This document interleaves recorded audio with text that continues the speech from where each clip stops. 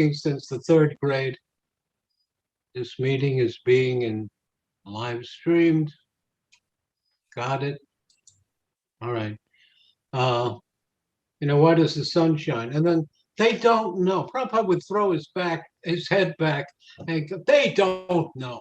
They don't know, but they give some complicated gobbledygook reason with formulas. That's the Sankhya idea, that by number calculation, it makes you think that it's an answer, but it's not. When we hear a complicated palaver, when we hear some complicated, long-winded reason, or take 4 years in college, we think we know, and they don't know. You're speaking of the materialistic scientists. Yes, and that's when he called them rascals. They don't know, but they are claiming to be authorities. As they currently are telling everyone that they need to get vaccinated. Yep. I had a brief discussion with Mahavishnu Swami today, and he said to me that we have chapter 16 in Bhagavad Gita, the divine and demoniac nature.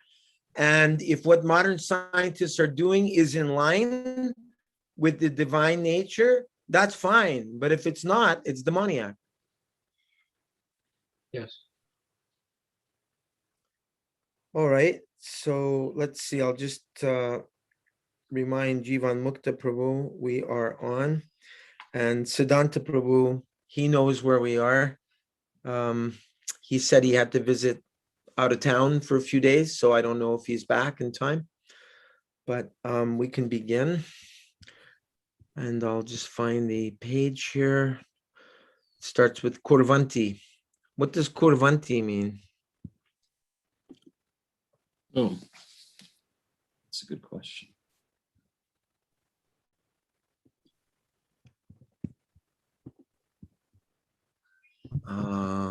Chapter 15. Okay, here we are. And I'll come back to us here and screen share.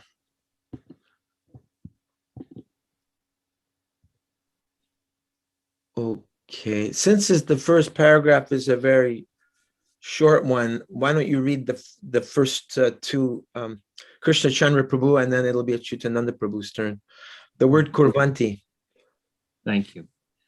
The word Kurvanti means working for others. There is another word similar to this, which is used when one's activities are done for one's personal sense gratification. But the word Kurvanti is used when activities are performed for the satisfaction of the Supreme. Thus, in this verse, the word can only indicate the rendering of transcendental service to the Lord. The word hetu means reason or cause. Generally, people are engaged in transcendental activities for 3 reasons. Some want material happiness, some want mystic perfection, and some want liberation from material bondage. As far as material enjoyment is concerned, there are so many varieties that no one can enumerate them. As far as perfections in mystic power are concerned, there are 18, and as far as types of liberation from material bondage are concerned, there are 5. The state of being where all these varieties of enjoyment are conspicuous by their absence is called ahaituki. The ahaituki qualification is especially mentioned because by the ahaituki service of the Lord, one can achieve the favor of the Lord. Acyutananda Prabhu, do you have some comments, please? Ahaituki means without material motivation. That's the prime Causeless.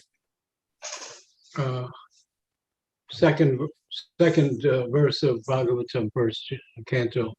Dharma projita kaitavatra. Also, it comes up in those who do not accept all the shastras, the bona fide shastras, Shruti, Smriti, Puranadi, Pancharatrika, Viding Vina. Haituki Bhaktir I'm forgetting the rest. Puranadi. Utpatyayaiva kalpate. If you do not go by, everything cannot be in concordance with these original Vedas, the Puranas and the supplementary Vedas, Mahabharata, Pancharatrika, according to Pancharatrika Vidhi Marga, then you just create a disturbance in the world. So I mentioned another one, all the different pramanas. There's direct perception. These are all faulty, unless they're in concordance with the same and have the same conclusions as the Vedas. That's pratyaksha, isn't it? Pratyaksha is the first one. Then there's inference. Then I have the names written down elsewhere.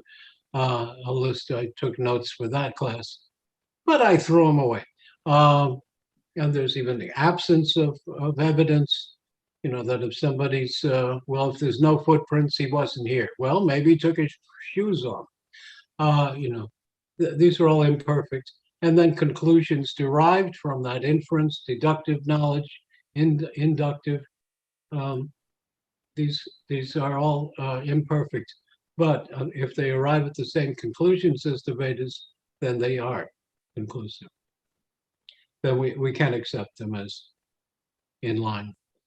Otherwise, disturbance. So the scientists may give a grand explanation of something, but it's not in concordance with the Vedas. Mm-hmm. Right.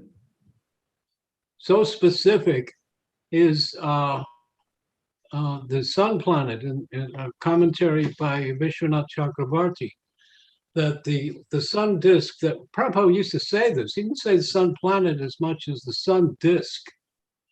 The sun that we see is the wheel of Vivishwan or Surya Dev, Surya Bhagavan's chariot. And it is connected by an axle. And that axle has two axles that is connected by a gear. So there's a transmission, because the sun has to move faster when it goes on the outer side of the Bhumandala or Jambudvip, and it goes slower, like in the spring and summer, when it's on the inner side of the moon. So it's, and he compares it to the oil press. I guess an oil press has two gears for different pressures. So it's like that. That's how specific it is. Scientists, and they put this down for a few centuries, that's religious superstition. Those are stories. And anything that's bland and full of numbers, here I go again, Sankhya, if it's full of numbers, then we tend to believe it. It's impressive. Yeah. But did I say that figures can lie and liars can figure? Our godbrother Stamba Prabhu, he once said to me that the book Life Comes from Life, the conversations that went on along Venice Beach that Prabhupada spoke, he said with Bhakti Swarup Damodar Maharaj, he said, Prabhupada did not speak those conversations so much for the masses of people. He said that book was produced from those conversations for his disciples. He said, because many of us are still very much influenced by modern science, and we have faith in modern science. So Prabhupada was trying to smash whatever vestiges of faith we still had in modern science. Yeah, Prabhupada does say globe sometimes and other things. And I know but by the time the fifth canto came out, and that was 75, he didn't hold back. And he's passed away now, as Yamaraj was in the production of the books in LA. And when the fifth canto came out, he handed a first copy to Rameshwar and said, a lot of devotees are going to leave when they read this. Really?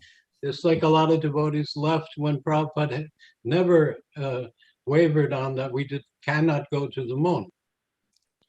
So again, everybody write down the fifth canto, chapter 22, verse 8, purport. That's the verse that says that the moon is further than the sun. Even Sadaputta doesn't like that. But he had to, on the other hand, if he had said that, then he would have been laughed out of the whole academic community. And 522.8, and the purport is that the moon is further from the sun.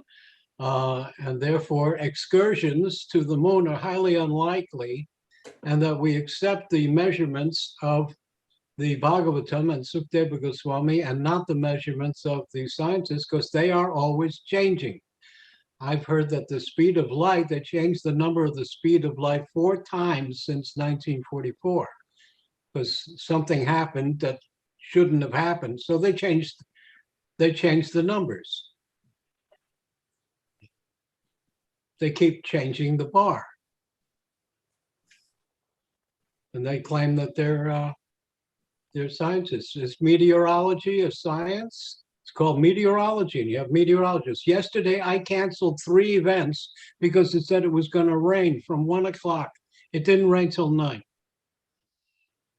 in the evening. So they can't even tell the weather. But it's a science. And they love to say this. They let themselves off the hook.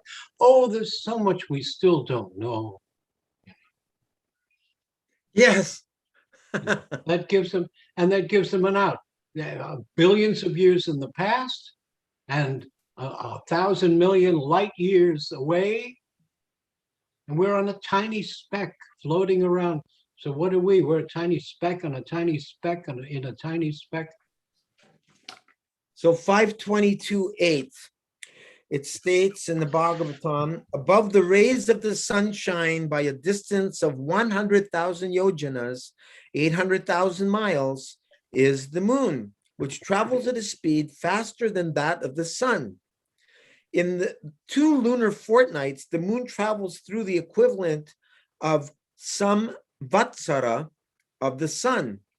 In 2 1/4 days, it passes through a month of the sun, and in 1 day, it passes through a fortnight of the sun. Purport: when we take into account that the moon is 100,000 yojanas, or 800,000 miles above the rays of the sunshine, it is very surprising that the modern excursions to the moon could be possible. I just heard that Jeff Bezos and his brother are planning for a spaceship trip.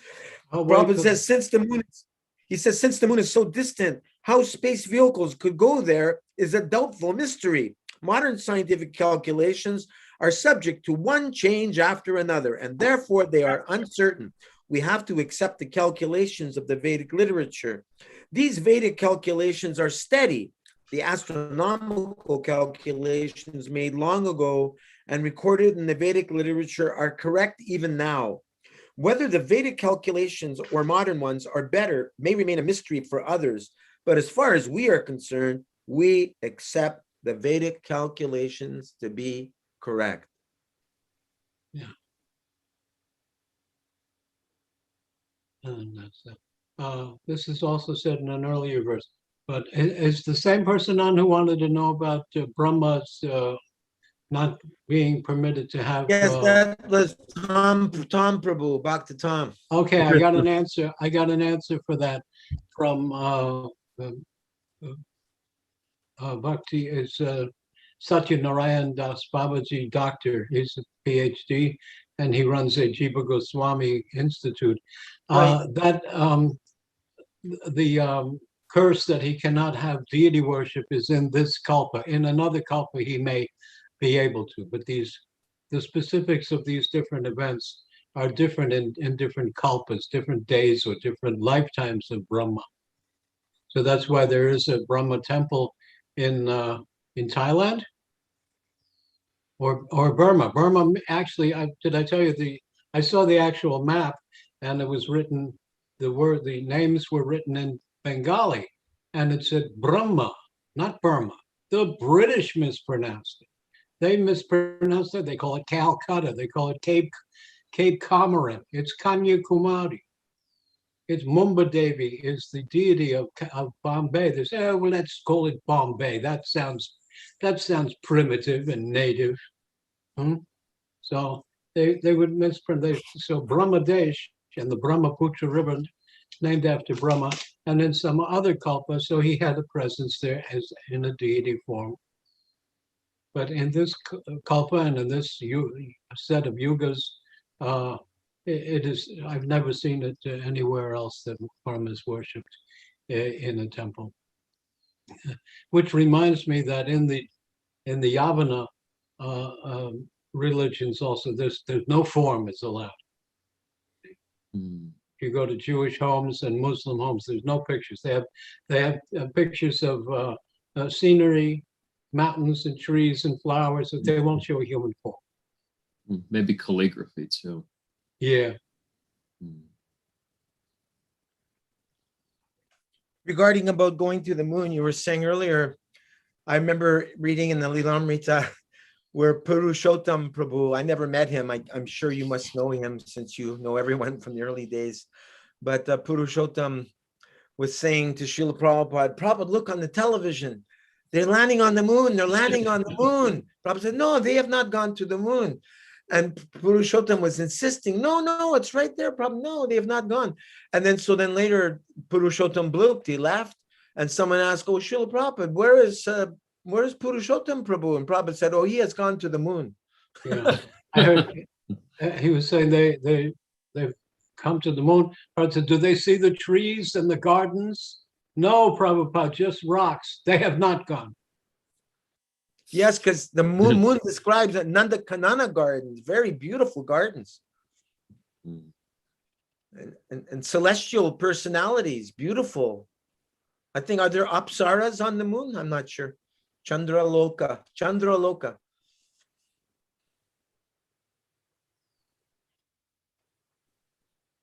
Heavenly place. Yes. Yet devotees put so much blind faith in modern science as if they're the high priests of Kali Yuga. We must worship them. It takes more blind faith to go by that than to believe in an intelligent creator. In Sadaputa's one video on this verse, he said, the moon further than the sun should be taken figuratively, not physically. Oh, wow. Oh, wow. Giving an interpretation to Prabhupada's words. And that's blaspheming the Vedic scriptures, and then your nam is nam aparad. Wow. Nam aparad means you have no taste. Dangerous. The first thing that goes is to have taste, and that goes. So that's the everything is. I had another thing, a note that I wanted to say. I was seeing some devotee was reading Nectar of Devotion, and they were highlighting certain sentences. And I said, someday your whole book is going to be yellow. Your point being that we should not highlight the books if we find something that stands. If you have another copy and if you're memorizing for some lecture, yeah.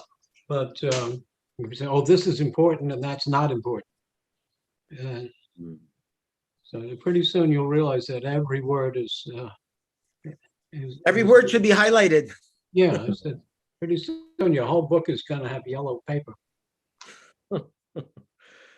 Okay, Acyutananda Prabhu, would you like to read the next paragraph? And just another note that I had from last time that Loka Guru had found in the different branches of Lord Chaitanya's tree. The 90th and 91st branch of Lord Chaitanya's tree is Jagai Madhai.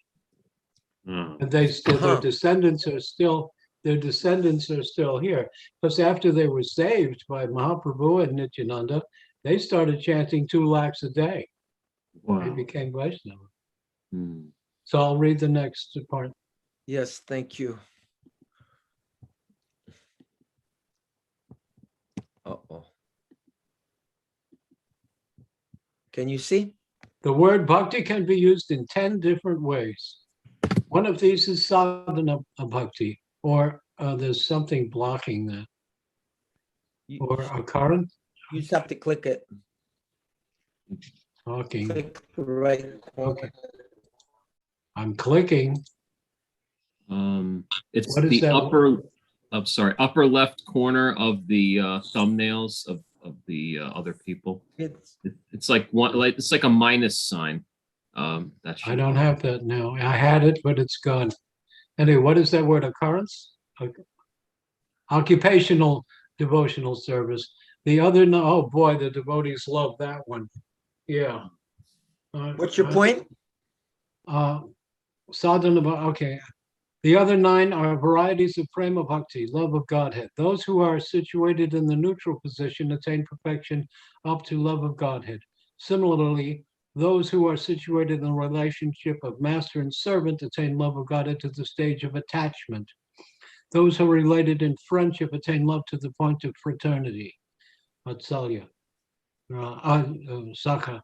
Those who are in love with God and his parents are elevated to the point of transcendental emotion, bhava. But only those who are related to the supreme in conjugal love can experience the highest of ecstasies. These are some of the different meanings for the word bhakti. You want to elaborate on that, please? Let me get my highlighter. The one with the 3-inch felt tip. Yeah. See, if anyone says that, oh, Prabhupada didn't give the whole thing, here it is, right up to conjugal love. Right. And these are, what is it, prema, yeah, and ruchi, asakti, bhava, and prem. These are some different meanings of the word bhakti. So bhakti is different. Sadhana bhakti, or occupational devotional service. Yeah, there's my example is if a car's battery is low, you push it. You push it, roll it down a hill, you force it. Kanishta means that the person has no nishta, no determination. So others will have to help and push. And if it's done because it's just, why are you a Catholic? Because I believe in Jesus. Why do you believe in Jesus? Because I'm Catholic. I'm in a Catholic family, the society there. I go to that school, we go to that church. Why? There's no tattva again, but for him. So Kanishtas have no nishta. That's occupational. So sometimes we force ourselves, we push ourselves, or we have guru to push ourselves and to form. And then when you push the car, then karoom, the battery kicks in. Then there's some utsaha, there's an awakening of bhakti. Sadhana goes there, and that all of those, when you push the car, everything in the motors is moving like it should. So similarly, when the gas comes in and the power comes in, they move also. So sadhana bhakti practices never stop. In Braja, the Braja Gopis also, they worship deity of Narayan in their homes. They follow Sanatana Dharma principles also. The sadhana bhakti is eternal. Interesting. Braja Gopis are worshiping Narayan. Now, this brings me to some questions for Bhakta Tom. Tom Prabhu contacted me. Here's your opportunity, Tom. I told you to save these questions for Acyutananda Prabhu. You're asking about worship of Vishnu and whether that has to do with bhava. Can you express your questions to him, please? Let me say first. The Prabhupada told the story in the very beginning when he established two-armed Krishna, Swayam, Krishna Stu Bhagavan Swayam, that the gopis were searching for Krishna. They were asking everybody, where's Krishna? And then they see Narayan with 4 arms. And what do? They don't bow down. They don't start worshiping. They say, sir, have you seen Krishna? Which way did he go? They're not impressed. They're not impressed. And then when Radharani came, 2 of his arms had to disappear. He couldn't keep up the show. It was Krishna pretending to be Narayan. So the gopis are not. They're so attracted to the rupa, the madhurya rupa and madhurya lila, madhurya venu of Krishna, that even in the presence of Narayan, they're not. If you saw any man Prabhupada went on like this. He says, if you saw any man standing on the street with 4 arms, there'd be every newspaper camera there. Yes. Prabhupada said that. And then I've heard other sannyasis who visited here. They said the same thing. So I think this goes back to Bhaktisiddhanta may have said so. Okay, what is your Vishnu question? Let Tom What's ask the his Vishnu question question first. from- Just let's Tom, go ahead. Yes. Thank you, Acyutananda Prabhu. So I was asking Gora, because I read in Science of Self-Realization, I believe, that in the Vedic literatures, love, there's only one word for love of Godhead, prema, and I think that's exclusive to Krishna. So, but I know that there are devotees of Narayana, and what is that called? If not love, then is it like raga or attachment? I'm just wondering what they would call that. Prema can be used often. Also pranaya. Pranaya means love, especially. Anaya. I love you. So they can say prema also. But in this paragraph, it specifies a little more. Okay. Just like Lord Chaitanya says, who is a Vaishnava? One who has chanted the holy name once. Then another time he says, I will only stay in the house of a Lakeshwar, someone who chants 100,000 names. So, it's like these are the ways, the Jena Tena Prakarena, in any way, any possible way, get people to think about Krishna. And so similarly, words will mean one thing in one place, and then you get more specified, more focused, more detailed as we make advancement. So can one have bhava for Lord Vishnu? Yes, Hanuman has bhava. He used, Prabhupada says, he used his anger even. Certainly. So earlier you were saying that that the Braja Gopis, they were worshiping Lord Vishnu in their homes, but in this instance of the story you gave, they just said, sir, and they didn't bow down to Lord Vishnu. They just said, we're looking for Krishna. Yes. Yeah, just like every day, Radharani is supposed to go for worshiping the sun god. And she prepares everything with her mother-in-law, Jyotila, and she's come back from Krishna cooking his morning meals. He's come back, and Jyotila get ready to make Surya Puja. It's 10 o'clock in the morning, and well, I have to do this and I have to do that. She doesn't get up. She doesn't even tell Jyotila that she's done Surya Puja till 3 o'clock in the afternoon. Because they've been in Radha Kund, splashing and playing all day. And she keeps playing. And Jyotila is a little dull-minded, so that's good. They can always fool her. She's a little nearsighted, farsighted, so she can't always tell what's going on. But they have to watch out. Tom Prabhu, are your questions answered? Or was there Yes, more? I believe so, because in a general way, I assume you can apply the term prema, even though in a more specific sense, it refers only to Krishna, if I understand correctly. Yeah, for instance, Brahmabhuta Prasanatma. Prabhupada word for word translation, Brahmabhuta, a person in Krishna consciousness. Now, nobody has ever translated it that way. But if someone is definitely in the spiritual platform, he has to be a Krishna consciousness, not Brahmajyoti consciousness, not Paramatma consciousness. You have to be in Krishna, Bhagavan consciousness. Nobody's ever said that. Jivan Mukta Prabhu, did you have a point or question you wanted to share? Yes, please. I was reading Pastime of Lord Caitanya and Ramananda Roy, and Prabhupada gave Lord Caitanya specifically stated that Ramananda Roy should keep these affairs of Radha and Krishna very confidential and should not speak to the general public about it.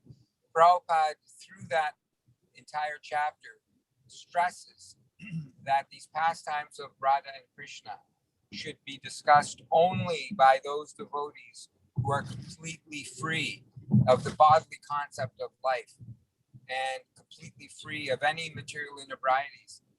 What I find, frankly, I have to say, I find disturbing is that in certain Vaishnava societies, these pastimes are discussed by absolute neophyte beginner devotees at the expense of their studying of the Ishopanishad, the Bhagavad Gita, Bhagavatam, although we can say that this is included in the 10th canto of Srimad Bhagavatam. I find that it's actually, I find it distasteful. I could understand that amongst older devotees, those devotees who at least got a decent understanding of Bhagavad Gita and Bhagavatam, these pastimes are wonderful. But I find it disturbing that among those beginners, those who just practically have a grasp on the basics of Krishna consciousness, that we present these pastimes.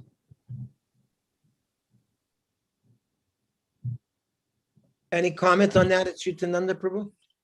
It reminds me of when Bhaktisiddhanta was lecturing at Radhakund on a parikrama, and they stopped at Radhakund, and he was reading from his Upanishad. And one by one, these Babajis started leaving. And Bhaktisiddhanta said, why are they leaving? Oh, they want to hear Leelas. They say you're just a Gyani. And he said, and so his famous remark was, they're not living in Radhakund, they're living in Narakund. They're living in the flaming pool of hell. Wow. Wow, that's heavy. Upana means to come close. Isa means Ishvara. Who is Ishvara? Krishna. The Upanishad that brings one closer to the Supreme Personality of God.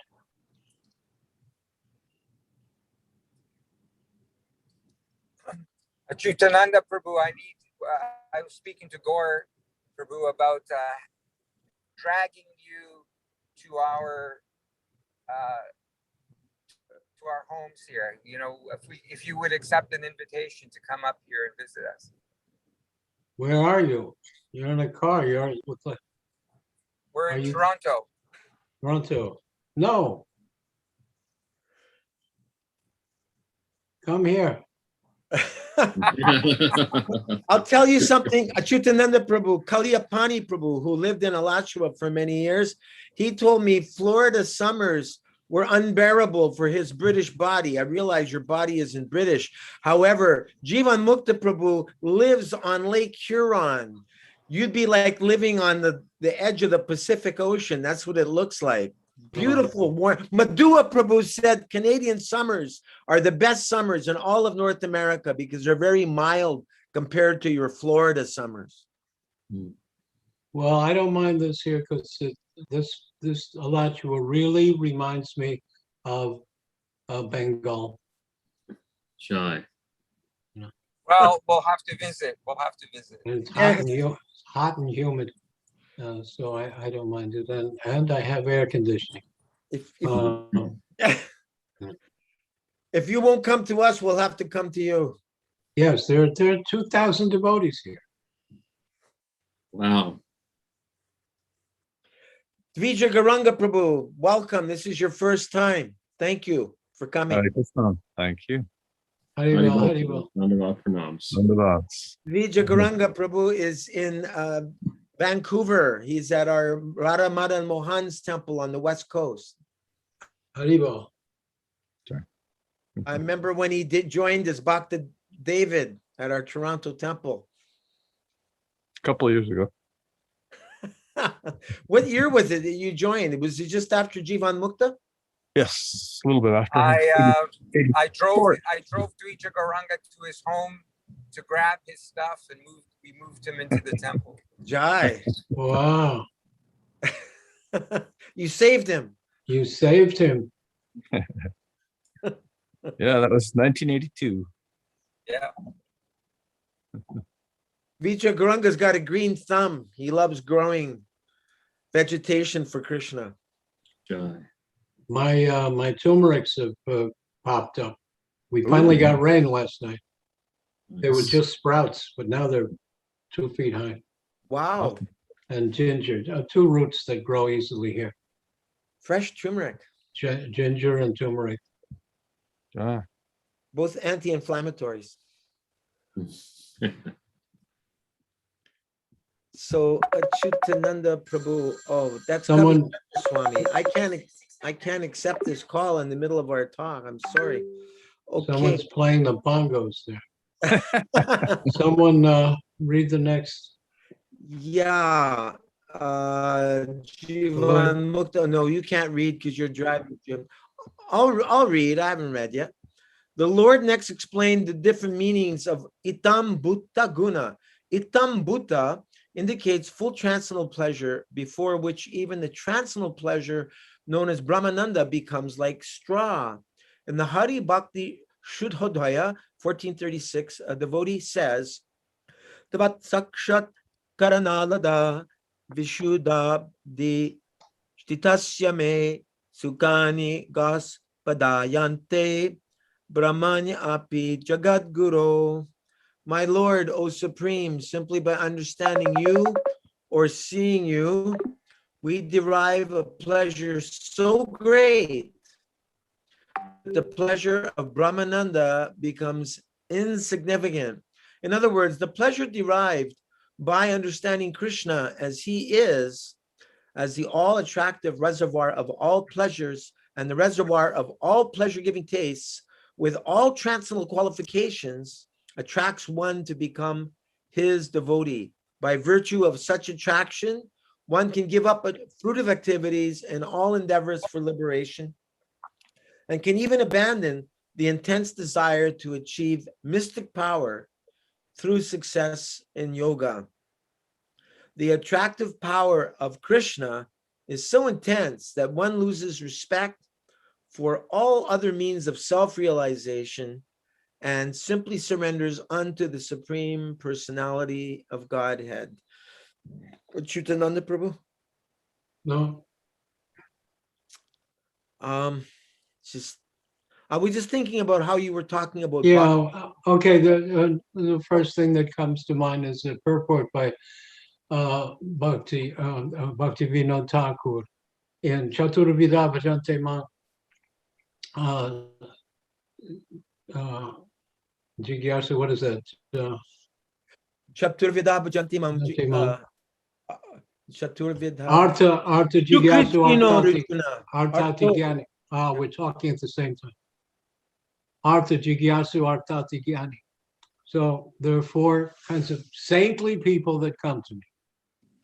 If someone even, like someone says, nobody is an atheist holding a lottery ticket. You know, so if they're praying to God, they're coming to God and say, "Oh God," or "Oh my." Prabhupada loved the thing, especially "My God." He liked that. Yes, "My God." So there are 4 kinds of people who come. Those who go after wealth, Artha, that is Dhruva Maharaj is the example, model for that one. Now, either you get the wealth by coming to God, by praying to God, or by seeing God, you forget about the wealth and get bhakti. Artati Jigyasu, you get your questions answered. This is the sages at Naimsharanya who ask questions.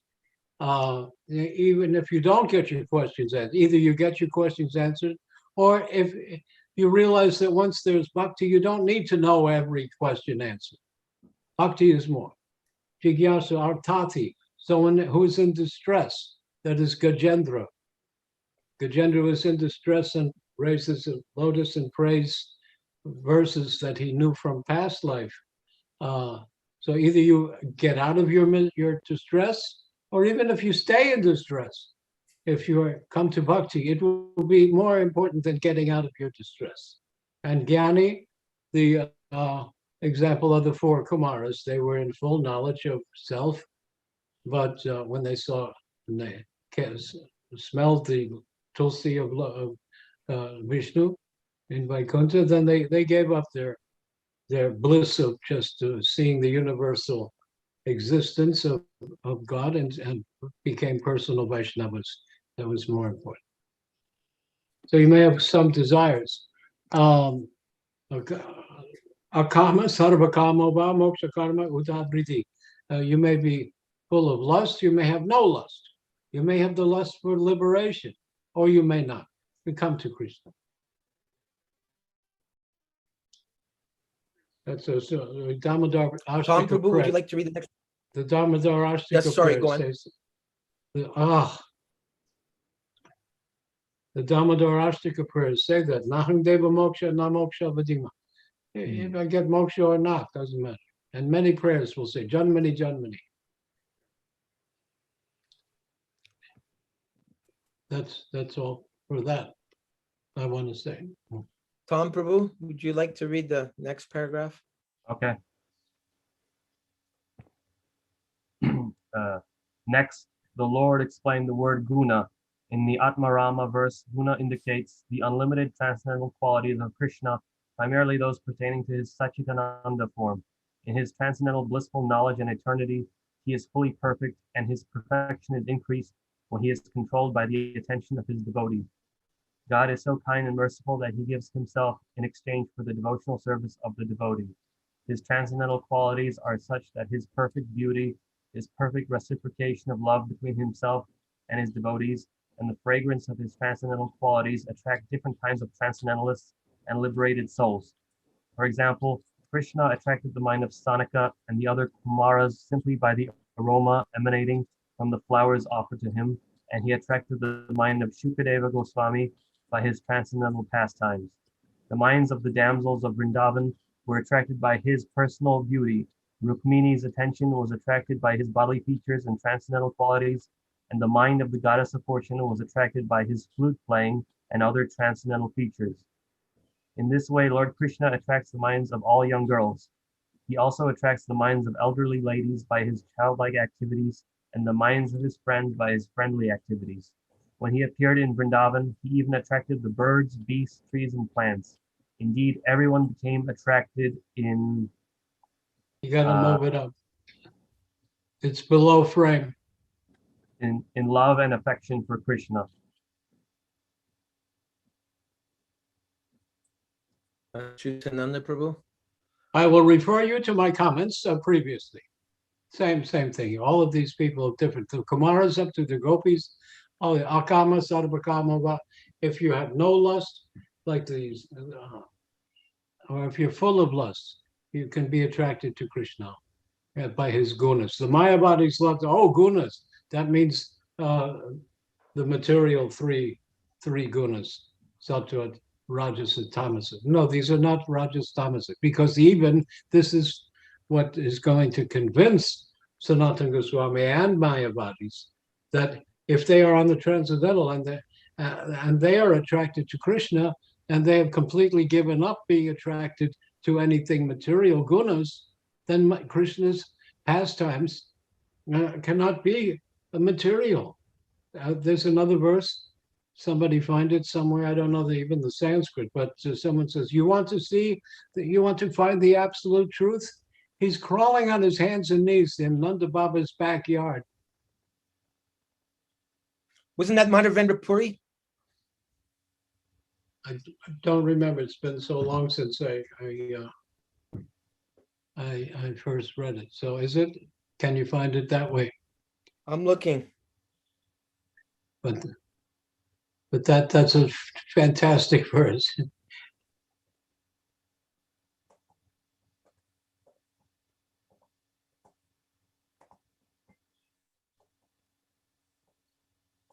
I was also thinking one of the verses that perhaps relates to this paragraph is Yeyatamang Prapadyante. What is it? Yeyatamang Prapadyante. Tangs tataiva bhajamyaham. Mama Vart Manuvartante. What is it? Manush? That Krishna is reciprocating with everyone through his attraction. Yes, and some, if you're not attracted, then he will not reveal his. Nahang prakasha sarvasya yogamaya samara. I do not reveal myself to the rascals. I don't reveal myself to everyone. But the dami buddhi yogam tam yenamam. I do give the intelligence by which they come to me to those who give sweet, loving devotional service, priti, dear devotional service. So, and then the rest of that verse says, all follow my path. And maybe I said this earlier. So, if you are anti-Krishna, then you go to this anti-Krishna world. You become bahirmukh. You turn away from Krishna, and then you're still in Krishna's three modes, prison house. Okay? So like I said, the free citizens can use the post office. It says U.S. Post Office. The criminal people, they go to a prison. It says U.S. prison, penitentiary. It's still the government. So this is either Krishna's internal Shakti or Krishna's external part. So everybody's still following my way. Now the Mayavadis and the hippies, they like to say, oh, every way is Krishna's way. So I can do all kinds of rascal and I'm still following the path of God. Not like that. The prisoner, he has a number that's given by the government and the warden in the prison. That's a government symbol. In spiritual life, we get a spiritual name, Das. That's our spiritual identity. Prison house, you get a prison identity. In the middle, you get a driver's license. And that's also government. In prison, they take all that away. You eat what they feed you, you dress what they give you. They turn the lights on and off at night and morning. But in the spiritual sky, everything is intimately connected. You're in Yogamaya. You're in Krishna karma. So I always say, Krishna says, you can either do it my way, or you can do it my way, or you're going to do it my way. Vijay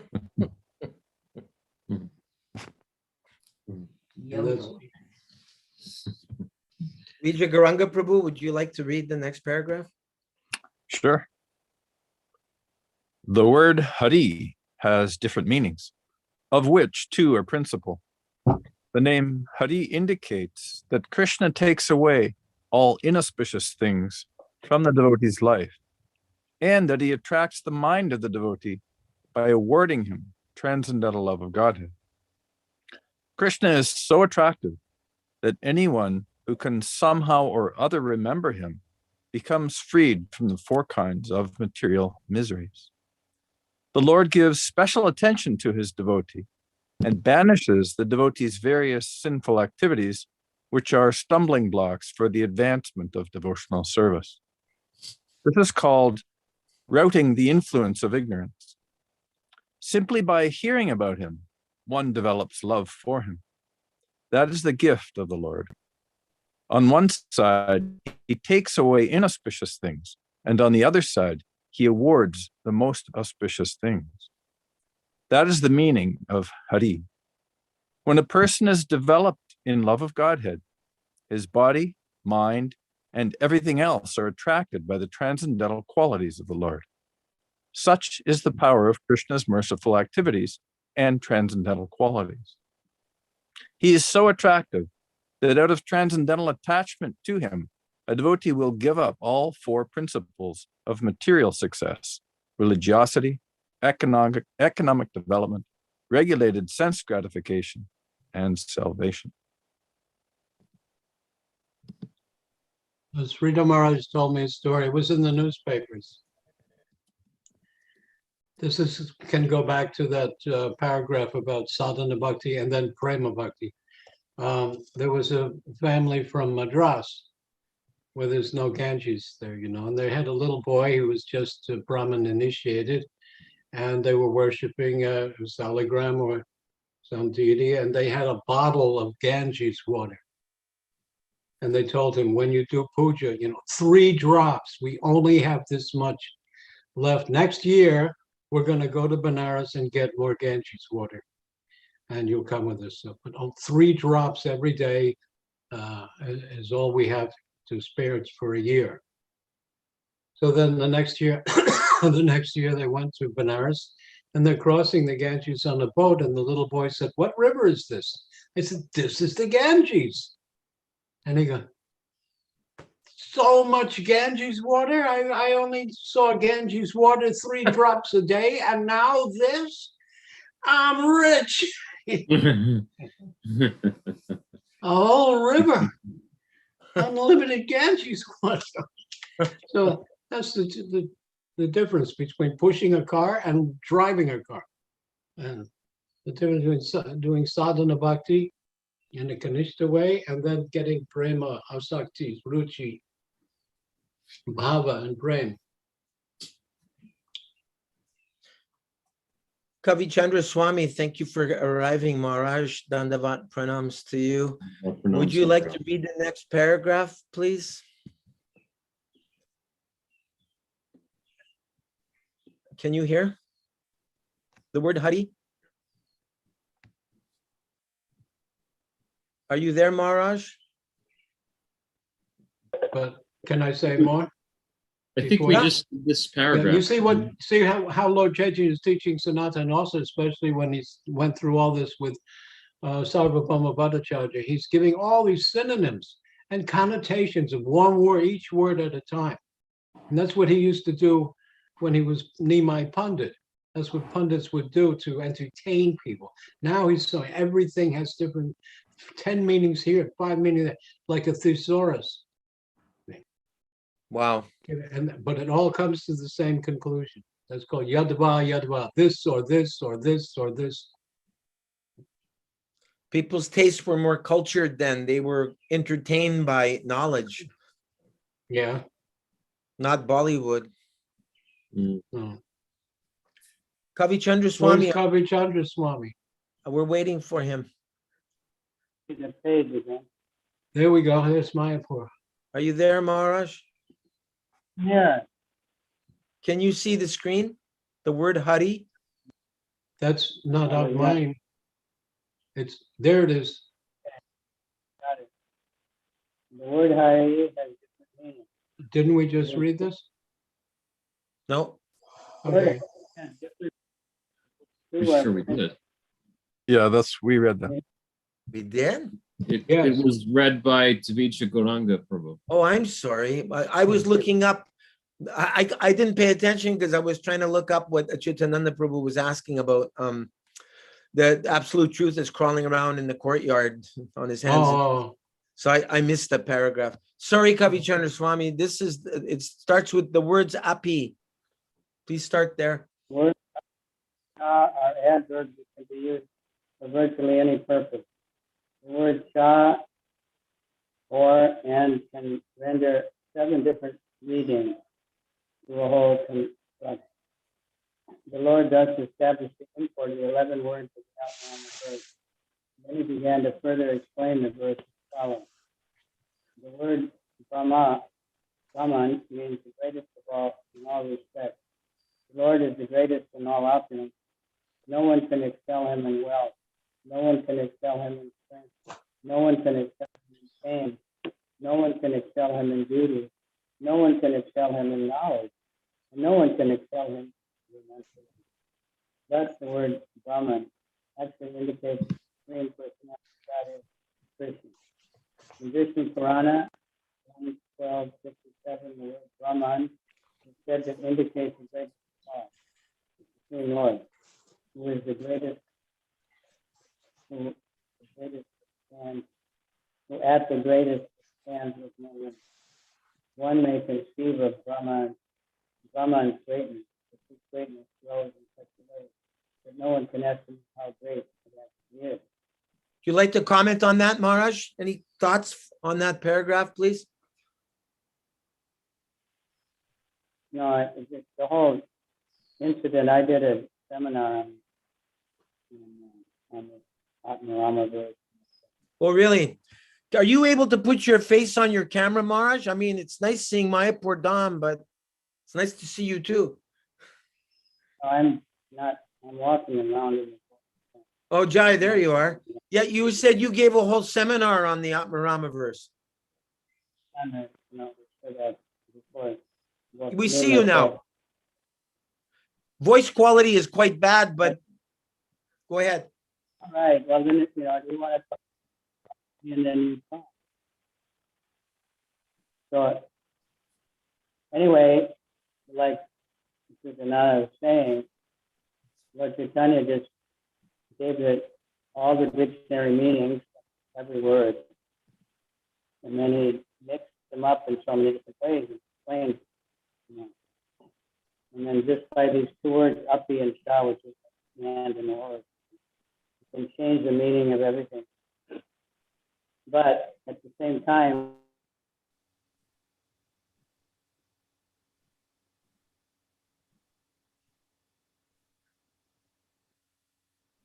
You froze. Maharaj froze. Even though he's in Bali, he's frozen. Okay. I guess we'll have to continue on. So I bet Acyutananda Prabhu, I bet the Mayavadis really love this Ātmārāma verse, because since they love word jugglery, they can really juggle this verse a lot. I never heard the Mayavadis touch this. They might be afraid of this verse. Really? Yeah. Because it's too direct to Yes. glorify. Uh-huh. Yes, you really can't mess with this. They want to be Ātmāramas, and if you say, okay, if you claim to be a liberated Ātmārāma, then how come you're not attracted to Krishna? Uh-huh. It would be self-defeating for them. Yeah.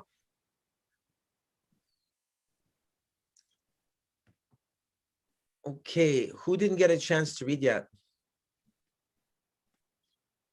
Are we back to you, Krishna Chandra? I don't know who else is listening. Is anybody else listening? I can't tell who. Rupa Vilas was here for a while, then he disappeared. He was in the car. Maybe he got home. Oh, I'm sorry, Prabhu. Go ahead. Jivan Mukta Prabhu, he said that he would be back soon, probably, but he had to go at that moment. Oh, yeah, I saw that comment in text. Where is Swami Maharaj? I don't know. He seems to have, he got frozen in Bali. All right. Okay, so Krishna Chandra Prabhu, you want to continue the Supreme Personality of Godhead? I would love to. The Supreme Personality of Godhead is realized in three aspects, but they are all one and the same. The Absolute Truth, the Supreme Personality, Krishna, is everlasting. In Srimad Bhagavatam, Canto 2, Chapter 9, verse 33, it is said that he exists before the manifestation of this cosmic world, that he exists during its continuance, and that he continues to exist after its annihilation. Therefore, he is the great soul of everything. He is all-pervading and all-witnessing, and he is the supreme form of everything. Acyutananda Prabhu, isn't that one of the four Chatu Shloki, four main verses of the Bhagavatam? Yeah. Do you want to say anything about the Chatu Shloki verses? I only love to say that in the, I'd have to study it better, but 3, 4, 5 verses before that, this is Garbhodaksha Vishnu is telling Brahma, because you are non-deceptive, because you are sincere, because you are non-devious, that therefore I will give this to you. Because you're not a rascal. I'll go back a couple of verses. The personality of God had said, knowledge about me as described in the scriptures is very confidential, and it has to be realized in conjunction with devotional service. The necessary paraphernalia for that process is being explained by me. You may take it up carefully. And then in the next verse, all of me, namely my actual eternal form and my transcendental existence, color, qualities, and activities, let all be awakened within you by factual realization out of my causeless mercy. And then the Lord says, to the verse that's being referred to here, Aham evasam evagre nanyadyat sad asat param paschad aham yad etachcha yo vashishyeta som smyaham. Brahma, it is I, the personality of Godhead, who was existing before the creation when there was nothing but myself, nor was there the material nature, the cause of this creation. That which you see now is also I, the personality of Godhead. And after annihilation, what remains will also be I, the personality of Godhead. So that must This be is also even again back to all this, but also back to that 10 meanings of bhakti, kanishta or sadhana bhakti. This is the only theology that I know of that, the last words of the Old Testament is, lest I smite the earth with a curse. That's kanishta, force. But Krishna in 18th, the conclusion of Krishna, I think it's 1863 or 64, Krishna tells Arjuna, now that you have heard all this, deliberate on it and do as you wish. No force, because if there's force, there's no bhakti. That's not bhakti. You cannot be a bhakta of a demigod, for instance. There's no prema. There's bhakti devotion. You can be devoted to Shiva or Brahma or that, but that's not love. That's not prema. That's not bhava. There's no, all of those emotions do not come from demigods, because Krishna doesn't force. If you worship a demigod, there's rules, and the really synonym of Tantra is that there's strict rules. And if you break them, oh boy, the reaction can be terrible. You can be sick, you can die, go blind, go mad, talk nonsense, lose everything. There's also in not associating with such people. The story is there was a tantric evil guru, and he was meditating with his eyes closed, and his disciple sat next to him. And then the guru opens his eyes and he sees his disciple is crying. He says, why are you crying? He says, I'm blind in one eye. And he says, well, I was praying that I could get half of what you were praying for. He says, yeah, I was praying for you to go completely blind. What's the conclusion of that? That don't associate with the reaction and worshiping demigods, and in the tamasic demigod worship. That is this is dangerous to associate with them. Prabhupada said, don't even hear. Oh, Mahaprabhu and I think Damodar Swarup say, Mayavadi Varsha Shuniles Hoilos Sarvanash. You listen to Mayavad, everything destroy. Now, this wasn't Mayavad, but still someone may say, well, look at that. Worshipping Kali or worshipping in Tamasic has some effect. It made it still. Prabhupada said they're better than the non-Vedic system, the Yavana religions, Judeo-Christian ethics and all that. They're better because the Vedic system will bring, from Bhavati Dharma, Prabhupada quoted, it will elevate one very quickly. So could one go so far as to say, I mean, even though we know that our Prabhupada spoke with great reverence and affection of Lord Jesus Christ, could one go so far as to say better to worship Kali and gradually come up through the Vedic system than worship? Yes, I really wish that, I think the yogis, the swamis that came here might have been Brahmins, or they were Shankara, who had no respect at all for the American and the foreigners. Why didn't they give? Oh, here's a funny story, and a good one though. There was some yogi in India recently, and he had some American disciples, and a minister of Indian government, member of parliament. He said, why don't you give them Diksha like Bhaktivedanta Swami? See? So he met him later on. He said, okay, I gave Diksha to one of my people. I told them to chant Om Jesus. And then later he met him further. He says, you know that disciple you told Om Jesus? He's Jewish.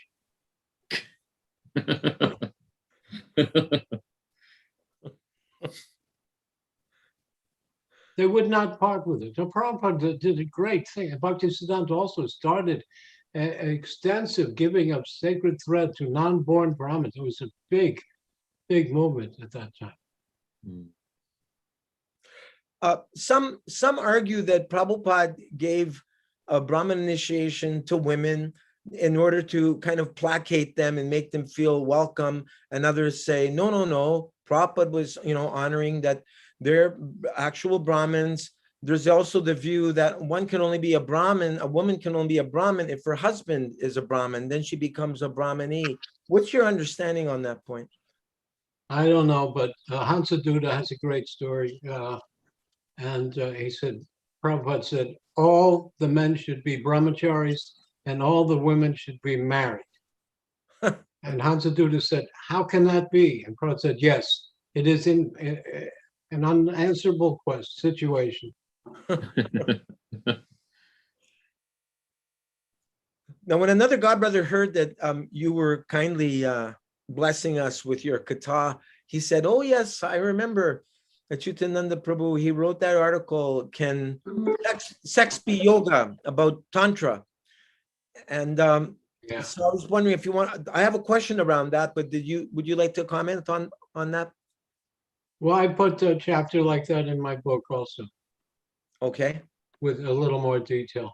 What was your question though? Yeah, well, when you see that movie, Nimai of Nadia, Oh, then you see that the evil ones are the tantrikas, the tantric masters, and they were abducting women or influencing women. So was that actually going on at the time that Lord Caitanya appeared in Navadvip? yes. Okay, yet the tantras, I don't know anything about the tantras. Are they a legitimate part of the Vedic literatures? But Yes, it's that's called the agamas. Let me say, I hope I remember it all.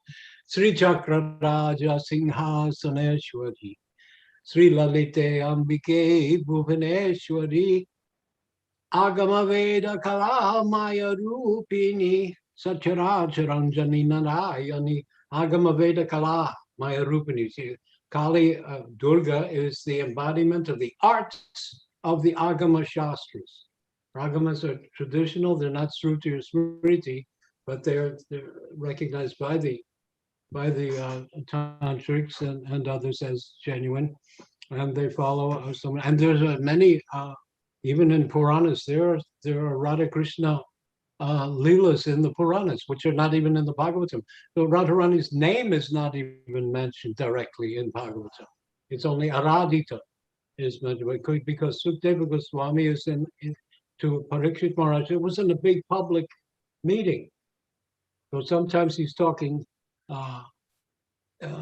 intimately, and sometimes he's talking because there were kings and rishis and other yogis not of the same level as Maharaj Parikshit to hear. So sometimes and then he will talk something very rasika, and then fifth canto, something very, very mundane. The fifth canto verses, they're not verses, they're not written in poetry, they're written in prose. You don't sing them. They're written in prose because it's science and it's mundane. Mundane's good. But every Purana, including Mahapurana, has to have 10 subjects. Do you know them? Let me see if I can remember. Has to have creation, sub-creation, and stan. That means the overall creation, like Mahavishnu creating Mahatattva. Then the Chatusloki Gita Bhagavatam is when Vibhudaksha Vishnu tells Brahma how to create. That's the sub-creation. And stan, fifth canto, this earth. It has to describe manus, kings, leelas, avatars. I don't know if that's 10. But I have it written down in my notes over there. But every Purana has to have these 10 subjects. Oh, I thought that these 10 subjects appear successively through the Bhagavatam, but you're saying they're consistently present. Consistently present. Well, rather than, first canto deals with creation, then second canto deals with sub-creation. You're saying all cantos deal with all 10 at all times. No, Oh, no. okay. One canto we'll talk about, just like Purusha Sukta confirmed is the title of one chapter.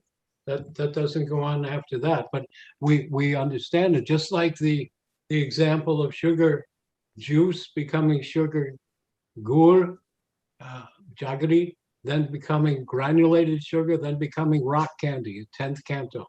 So everything is necessary to go further, but every no, it's not throughout. It's dealt with, but every Purana, the Padma Purana, Vishnu Purana, any Purana will discuss these 10 subjects. Have to be there. This is Dasha Mula Tattva, isn't it, Prabhu? Yes. First is Sarga. Well, Dasmula, wait, no.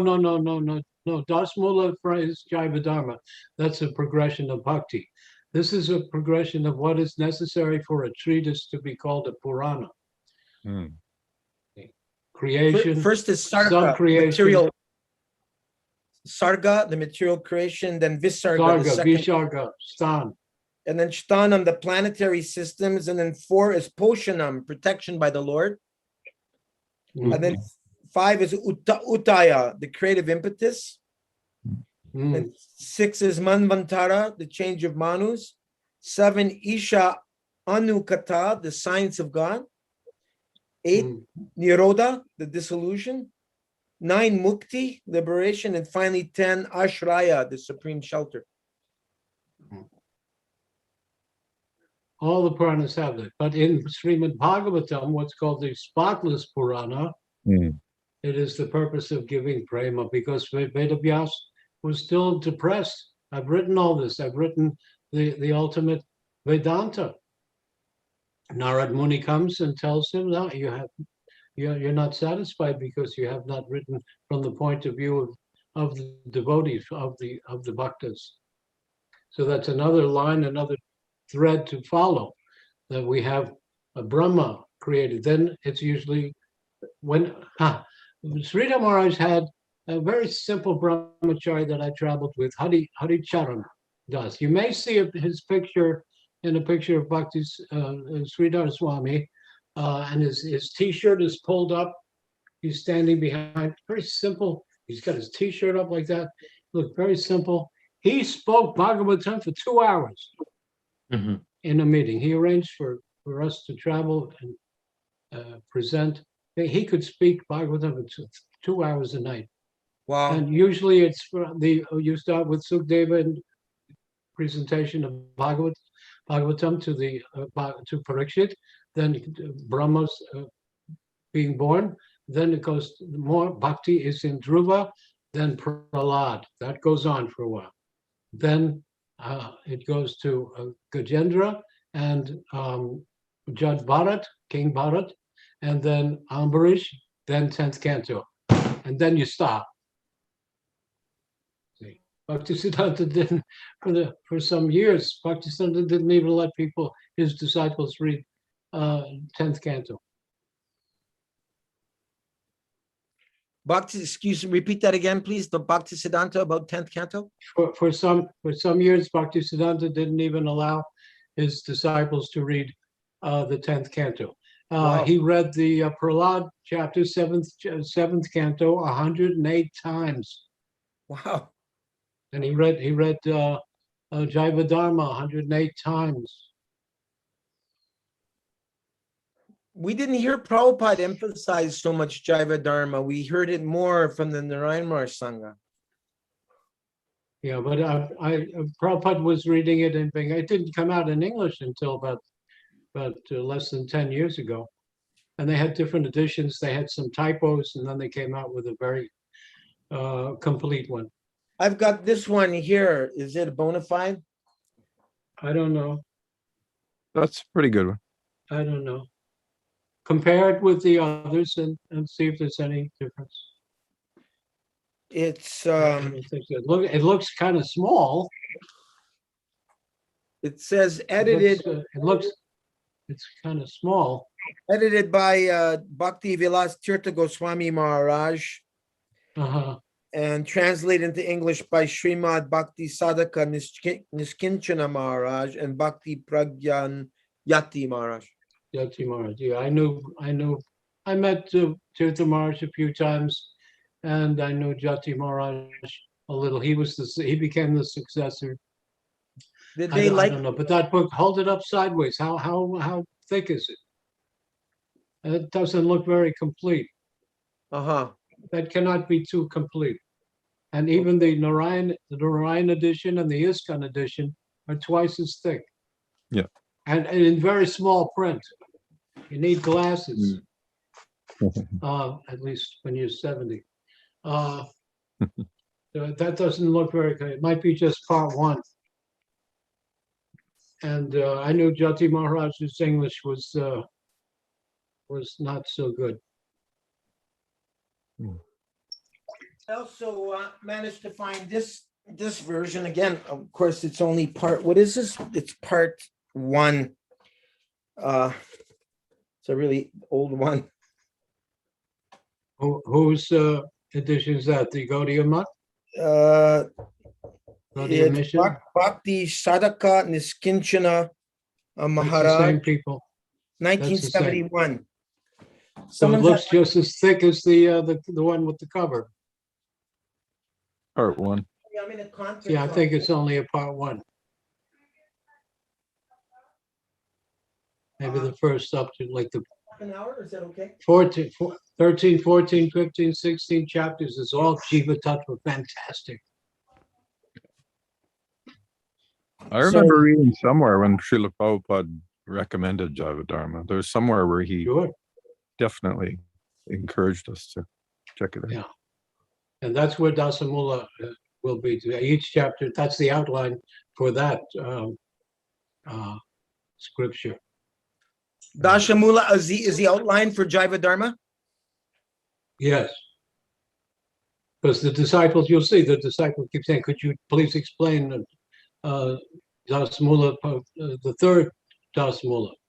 And there's the verse, and then there's a whole paragraph of a translation, and then Babaji will speak the different Babajis in there to tell that.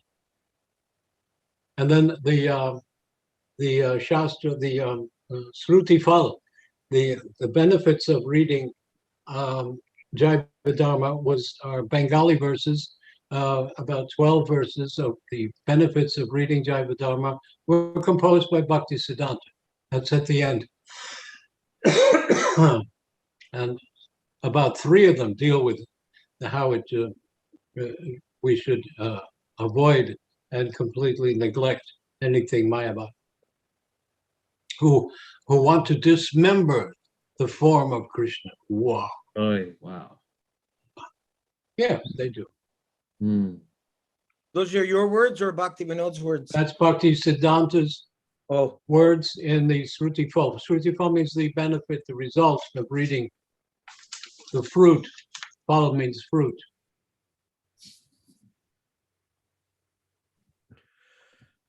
Krishna Chandra Prabhu, would you Yes. like to read the next paragraph, please? Very much. Let me see what Okay, there are 3 different kinds. okay.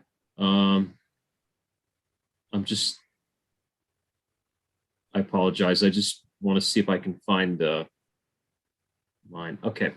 You know what? I'll just use yours. There are 3 different kinds of transcendental processes mentioned in the Vedic literature by which one can understand and achieve that supreme perfection of the absolute truth. They are the process of knowledge, the process of mystic yoga, and the process of devotional service. The followers of these processes, of these 3 processes, realize the absolute truth in 3 different aspects. Those who follow the process of knowledge realize him as the impersonal Brahman.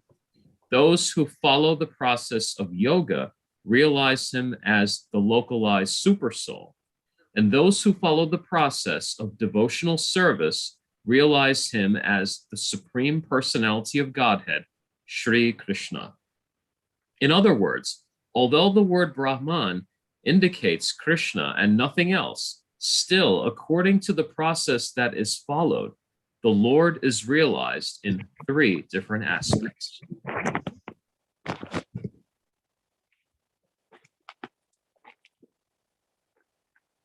Did you want me to go on? Let's see, who's next? Acyutananda Prabhu? Acyutananda, you want to read the next two? As far as devotional service is concerned, there are two divisions. In the beginning, there is Vaidhi Bhakti, or devotional service with regulative principles. In the higher stage, there is Raga Bhakti, or devotional service in pure love. The Supreme Personality of Godhead is the absolute truth, but he is manifested by the expansions of his different energies also. Those who follow the regulative principles of devotional service ultimately attain to the Vaikuntha planets in the spiritual world. But one who follows the principles of love in devotional service attains to the supreme abode, the highest planet in the spiritual world, known as Krishna Loka or Goloka Vrindavan. So just as there are different rules and regulations for worshiping different demigods, Brahma is worshipped by sacrifices, yagyas. Shiva is worshipped by tapasya.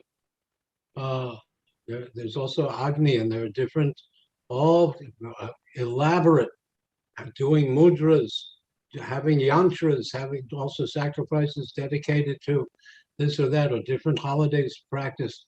Well, we got a lot of holidays. And so there are different processes. So similarly, by flawless execution of rules and regulations will bring you to Vaikuntha.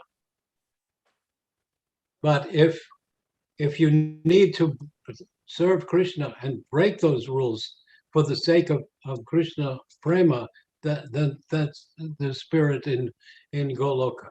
The example of it we all know is Krishna has a headache. And the only thing that will cure my headache is the dust of my devotees' feet on my head. Oh, we can't do that. Even his Mahishi wives of Dwarka said, we can't do it. The Gopis said, we will do it.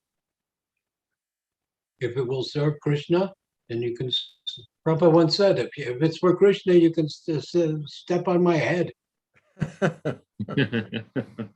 That's Raga Bhakti. So again, also there are some devotees say Prabhupada didn't give everything. He didn't give the high.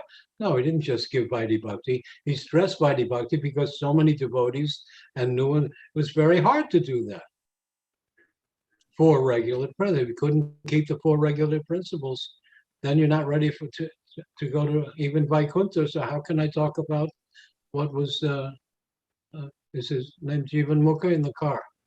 He was saying we can't talk about Radha Krishna Leela Prema until we're fully established in the transcendental platform. And if you're established, then you're following the regulative principles will be easy. You won't feel so bad. And susukam tartamavya. So don't eat meat, eat prasadam, delicious. Be married. Don't take intoxication. So dance and chant until you drop.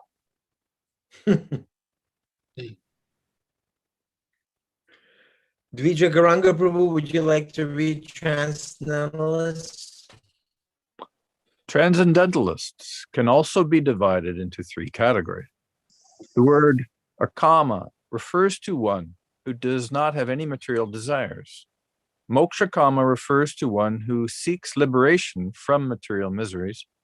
And sarvakam refers to one who wants to enjoy by fulfilling material desires. The most intelligent transcendentalist gives up all other processes and engages in the devotional service of the Lord, even though he may have many desires. Through no kind of activity, whether fruit of action, or the cultivation of knowledge, or the cultivation of mystic yoga, can a person achieve the highest perfection without adding a tinge of devotional service. Except for devotional service, all transcendental processes are just like nipples on the neck of a goat. The nipples on a goat's neck may be squeezed, but they do not supply milk. Therefore, if one is to derive actual perfection from his process, he must take to the devotional service of Krishna. I've got a question for Acyutananda. Prabhu, if it's here, it says, except for devotional service, all transcendental processes are just like nipples on the neck of a goat. So how can they be transcendental if they're compared to, like nipples on the neck of a goat? They don't give anything. So how can a process be transcendental if it doesn't give? So that's the connotation. But see, I quoted this verse a little while ago, Akama Sarvakama. Yeah. And then the next verse will be Chaturvya. So I'm still following the parampara. But they're called transcendentalists because they're great thinkers and philosophers who want to transcend the material. They understand that the material world is limited and is not Gyan. It is not real knowledge. Gyan doesn't mean studying geometry or geology, although that's not. We've been fooled to think that there's university things or metallurgy, or that's not knowledge. Knowledge means to come to the conclusion that the material world is dull matter. So they are striving, but the results are like the nipples of a goat. Could we say that Prabhupada is mentioning there's 3 transcendental processes? Would that not be reflective of indirect or direct? Because most of us conditioned souls, we are indirectly dealing with everything. So when you're coming to the platform of perfection, because of our nature, we can't approach it directly unless you have the right adhikar for devotion. If you have too much moksha kam, then you'll tend to be jnani. You'll tend to take the process of knowledge. Yeah. If you have too much enjoyment propensity, you'll take the yoga process. But also, this is what Mayavada Sarvam Kalvidam Brahma. Everything is Brahma. So even when I'm enjoying, this is Rajneesh and his group. But everything is Brahman, so we can do have partay and do anything because it's all Brahman. See, this is nipples on the goat. You don't get any. And he was very learned in philosophies. He could talk. He mesmerized a lot of people. Yeah, well, because they were sarvakama. They were full of desires and lust.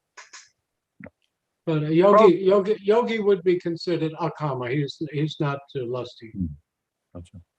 Prabhupada mentions the active principle in this very paragraph. He says, unless it has a tinge of devotion, it's not going to produce anything. Yeah.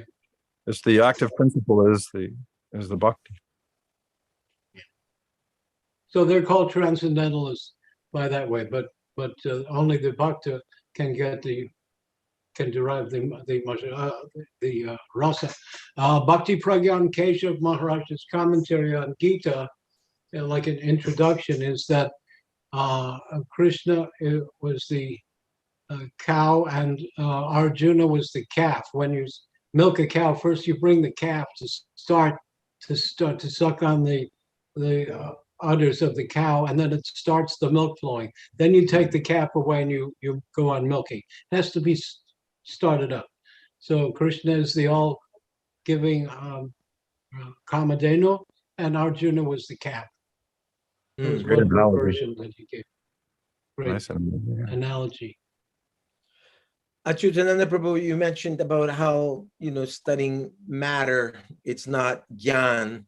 Oh. And so I have an older son. He's about 32 now, I guess. His name is Dhananjaya, and he's been studying astrophysics, and now he wants to go on to his PhD, studying graphene, something like mica. And I said to him one day, I said, Don,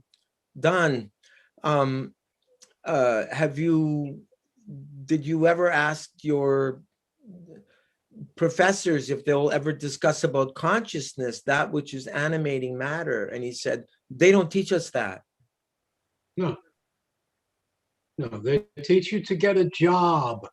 Who has a job with a if you are in India, if you're a salaried man, even if it's a millionaire, if you're in a corporation, you're vice president, if you're a salaried man, you're a Shudra. And if you have half an acre dirt farmer, you're a Vaishya. You're above that. So you go to college, and Prabhupada said this, oh, give me service. How can I serve you then? They go on interviews. They go on auditions. They go on job interviews. Offering their resume. If you have this resume, you have this diploma, then you'll get a good job. Like a He's dog. also with your tail between your legs. Yeah. And now they're giving courses in lesbian poetry. Well, nobody pays for that. And you owe $150,000 student loan debt. That's why they're rioting in the streets. Madness. They come out with no knowledge. They studied and oh well, I memorized all these books that I had to buy from the professor. I had to pay for those books, pay for the education. I had to take a student loan. Now I don't just get out of college and look for a job. I get out of college, I'm in debt already. Of course they're. So how do they get rid of that? They go to a psychiatrist and says, how does that make you feel? Oh, well, you take a drug, take some pills, and we'll get rid of that feeling. Well, that's not going to pay you debt. I've been And now you have to pay the psychiatrist's fee. right. Wonderful. And no wonder they're upset. And they don't want to listen to any entertainment. Like they just want to sit and stare at video games. Beep beep beep beep beep beep beep beep beep. Beep. You know, have no knowledge even of anything transcendental. But they have a certificate that says they do.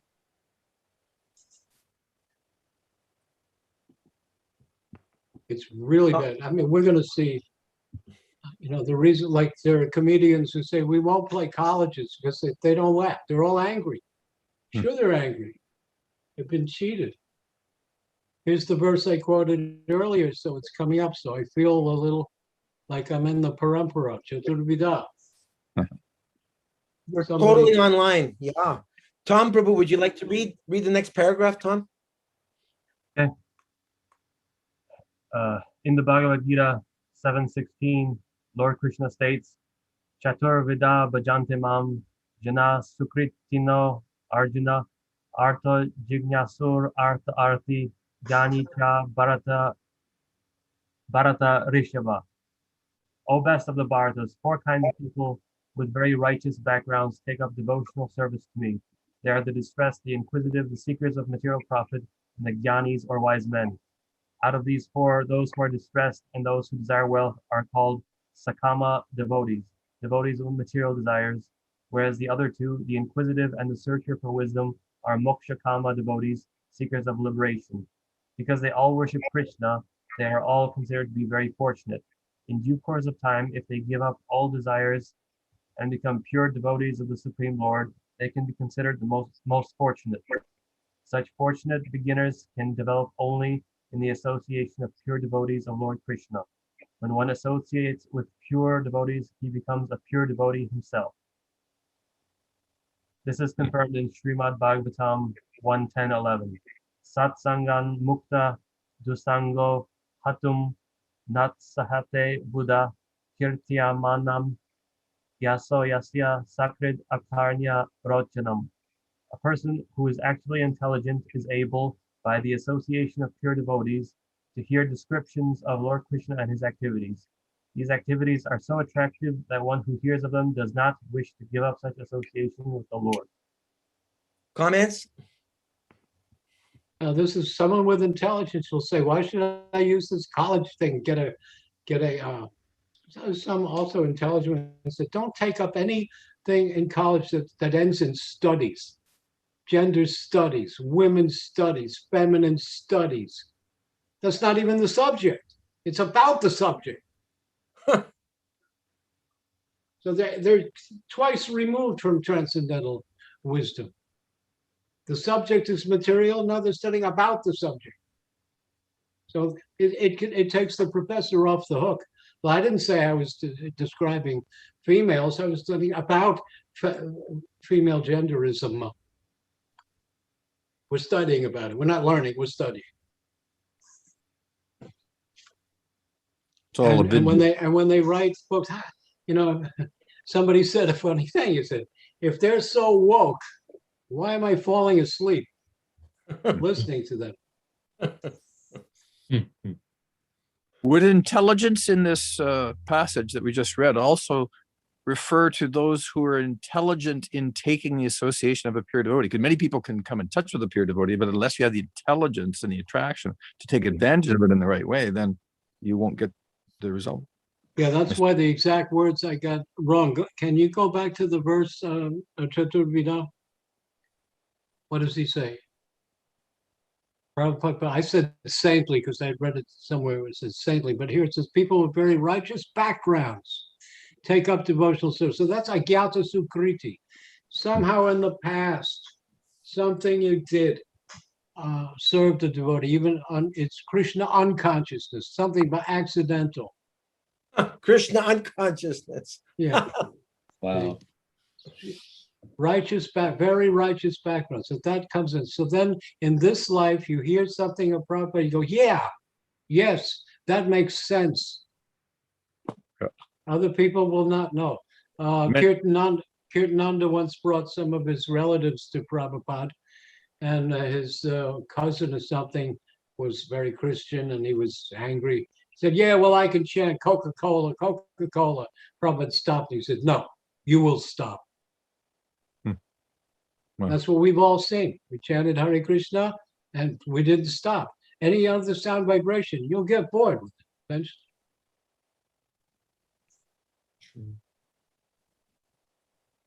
So without that righteous background, Yeah. even many people walked by Tompkins Square Park and heard the chanting, but how many actually took it up? It'll be slow. But another person said, Prabhupada, I don't have any good qualities. I don't have any good fortune. And Prabhupada said, I have made your good fortune. Yes. Wow. I also heard that one time a devotee said, Prabhupada, did we come to Krishna consciousness because of our pious credits? And Prabhupada said, I am your pious credits. There's another way. Yes. So I'll just I say could- Lavamatra.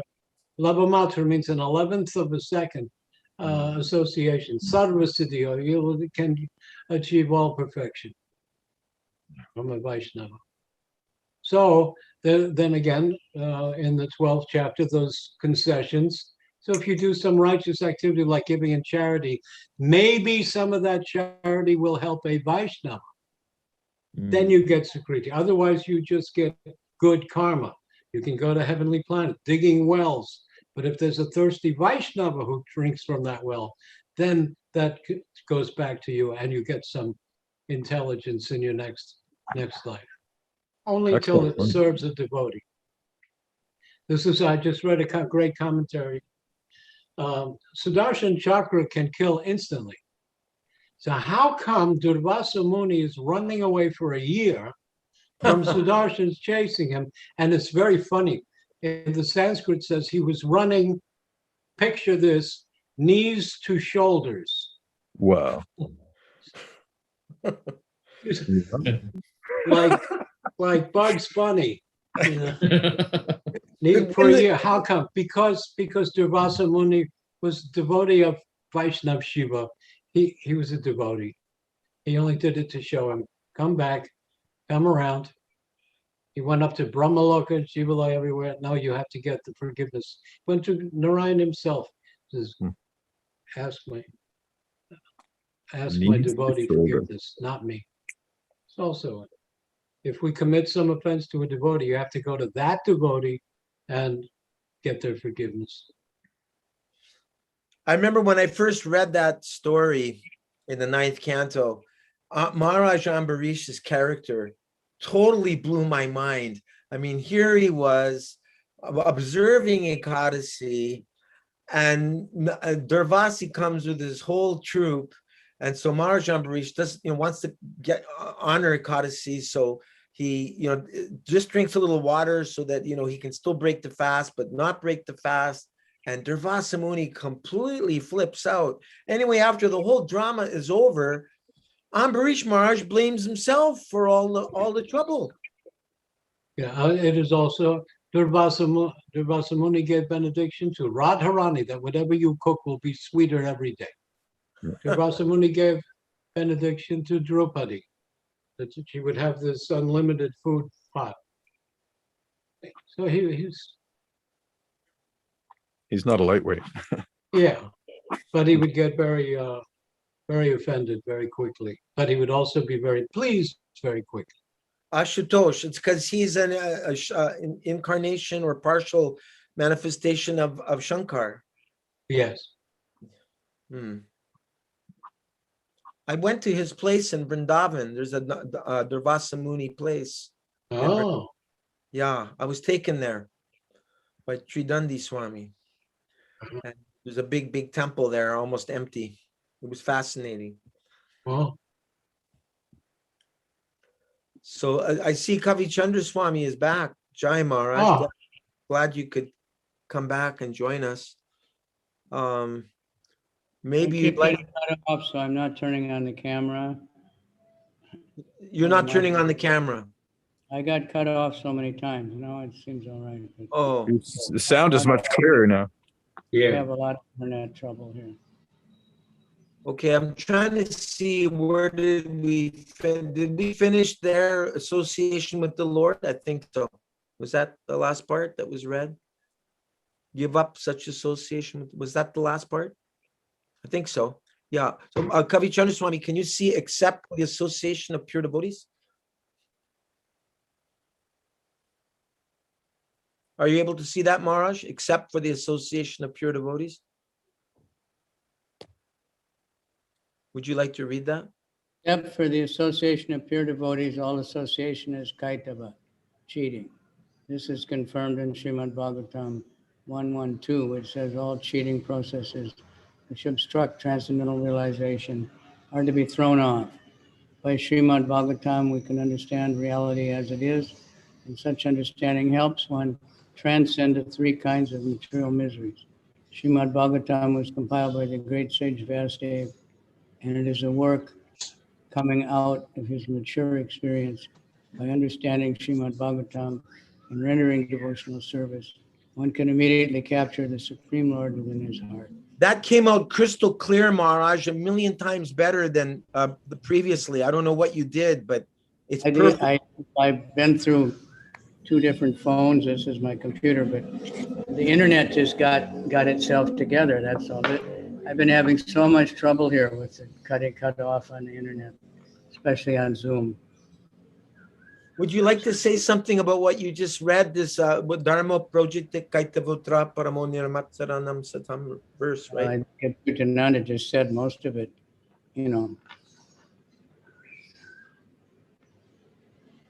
all association is cheating. That's a very important verse. Dharma Project Kaitavotra. But it rejects the material motivation, not exactly the different religious processes. Prabhupada said if somebody's developing love of God as a Christian or whatever, that's good. But nowadays, almost every religion, they're just promoting Dharma, Artha, not even liberation. So Prabhupada said such a funny thing. Bhagavatam is only bhakti, nothing else. That's what Lord Caitanya told Devananda. Prabhupada was so clever. He was saying, I think he was talking to some bishop. He says, you pray, give us this day our daily bread. And the communists saying, we will give you bread. He says, why you have this bread problem in your country? In India, everybody's eating roti and puris. Why do you have this bread problem? He was too much. In the present Quinquinti in the purport, Prabhupada explains that when the communists were saying, okay, you pray to your God, you see how much bread you get. now you pray to your Russian comrades, and he would come with the trucks and give out lots and lots of bread. And then the people would think, oh yes, actually our Russian comrades, they're our real God. Yes, a Cuban lady was saying in the Castro's time when she was in elementary school, they said, okay, close your eyes and pray to Jesus for candy. Now open your eyes. Okay, now pray to Fidel and open your eyes. And they put candy on there. Oh, Less intelligent. In one place, Prabhupada was saying that the German wives were praying for the return of their German soldier husbands from the war. When he said when they didn't return, they became atheists because they were expecting God to be an order supplier. There's a funny movie about atheism with Burt Reynolds, Tom DeLuise. It's called The End. Throughout the movie, he's trying to commit suicide, and they keep talking about him. And then he swims out in the ocean at the very end, the final scene. He swims out far out in the ocean to drown, but then he prays to God, and he starts swimming back. Says, if I make it back, I'll surrender everything I have to you. I'll give my whole life to God. And he gets closer and closer. And he says, oh God, if I make it back, I'll give half of what I and then he gets his feet touch start to feel the bed of the ocean. Boy, if I make it, every day I'll give 10%. This my favorite verse, and also Bhaktisiddhanta. I may have told this.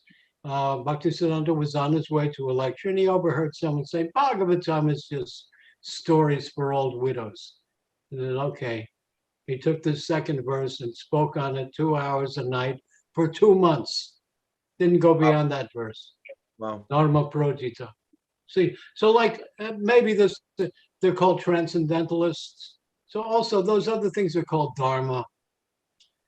They're religious, pious activities, kind of, sort of, because if you have, that's sarvakamava. If you have desire for moksha or sense grad, if you go up to God, if you're praying to God, then the Chaturvida verse comes in. If they're all called righteous, they have some background in righteousness. So then Prabhupada quoted Kshipram Bhavati Dharmatma very quickly after that. Now here, this brings up a great story. Kshipram Bhavati Dharmatma comes after Apiched Sudaracharo verse, which can be really mangled, even if one is guilty of committing abominable sins. He should be considered saintly if he's my bhakta, Ananya Bhakt. It's short for bhakti. If he's one-minded to me. Now that doesn't mean that I can use, this is also the third commandment, to take the Lord's name in vain. It doesn't mean do for yourself and call it God. Mm-hmm. That is for God. I'm opening the Gopal Govinda casino. No. No, people get that. Prabhupada said, that's the definition earlier of ID Bhakti, your occupational devotional service. But Bhaktivinoda Thakur had a dream that he was flying in the air, and down below he saw Yamaraj, Brahma, and Narad Muni arguing over this verse. And Yamaraj was saying, what do you mean? Somebody's so sinful, but if he prays to Krishna, sometimes I can't take him. And then in the next verse, it says they become very saintly. But in the first verse, it says they should be considered saintly. So what does it mean they become saintly? So Bhaktivinoda Thakur lands in their midst. He says, okay, fellas, this is what it means. Very quickly they become. Those who think that they are saintly, those who consider those people Ananya Bhakt, they become saintly quickly. Those who consider them to be devotees, even though they've done. And also it really means, just as Hanuman destroyed Lanka, that's an abominable thing. No, it's not. It's in the service of the Lord. He's an Anyavak.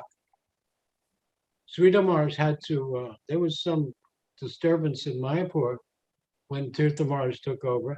There was some disturbance, and the other Smarta Brahmins came with a complaint, and Sridhar Maharaj says, look here, you worship Kali, full of blood. You worship Hanuman, who is clubbing and destroying. So yet sometimes there can be something that appears to be violence, but it is not. If someone is rightly situated, doesn't Prabhupada translate it that way? Rightly situated. Yes. Yeah. So that's what it means. So those who consider them to be rightly situated, they quickly become saintly. They become dharmatmas. So don't criticize a devotee. You can never tell if some devotee is doing something abominable to appearance. He might still be thinking, I've done a terrible thing. If there's remorse. But what we see in the real, even in so many court cases, this murderer, this rapist, he shows no remorse. Therefore, guilty. You see that in the demoniac thing. There's no remorse.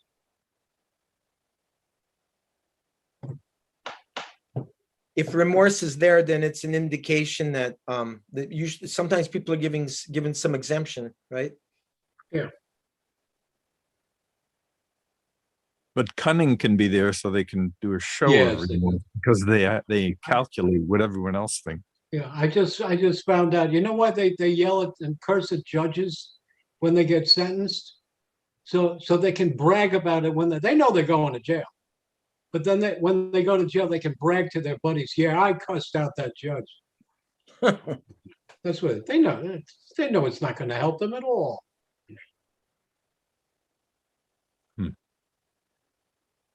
You spit at judges. You know, that's to show that when they go to jail that they're tough. Ugh. The jungle of the material world appreciates that kind of lion tiger attitude. Yeah.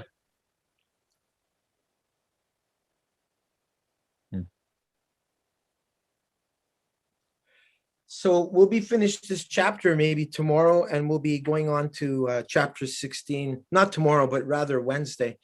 Explanation of the Ātmārāma verse will be completed, and then we'll be going on to chapter 16, conclusion of teachings to Sanatan Goswami.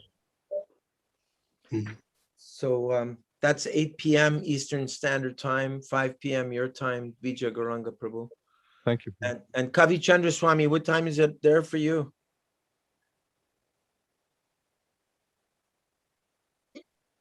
He's not there. What did you say? What time is it out there for you right now? It's 10 o'clock morning. Oh, okay. Okay. Yes. So we start 8 o'clock your time, Bali time. But I'm moving tomorrow. I'm going to New York. You're going to where? New York, Oh, you're finally leaving Bali after how long? A year and a half? 15 months. Yeah, it's too long. Wow. So you're going to join the New York Harinam? I don't know what they'll tolerate me, but I'll at least go to the Rath Yatra. Oh, you'll be Rath Yatra this Saturday, Maharaj? Yeah, Nice. I plan to be there myself as well. yeah, good. There'll be always a lot of devotees there, and New York. There are the New York police request to be on duty for Rath Yatra.